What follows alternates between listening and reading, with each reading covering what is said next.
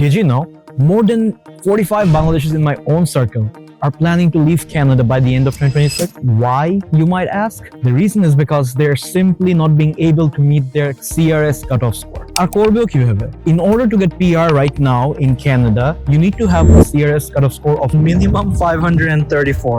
বেশিরভাগ বাংলাদেশিরাই 2 বছরের ডিপ্লোমা অথবা 4 বছরের ব্যাচেলার্স কমপ্লিট করার পর 2 to 3 years work experience in their relevant field, they end up getting a CRS score of just 430 to 480. তাহলে সলিউশন কি? The only solution is learning French. কিন্তু French শিখতে হবে, এটা শুনলেই অনেকে ভয় পায়। সবাই বলে এত কম সময়ে নতুন একটা ল্যাঙ্গুয়েজ কিভাবে শিখবো? আমার উত্তর শুধু একটাই, Deshi Talks French.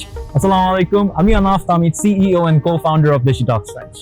What is Deshi Talks French? Deshi Talks French is a program that is built by a Bangladeshi for Bangladeshis. It's not just another course.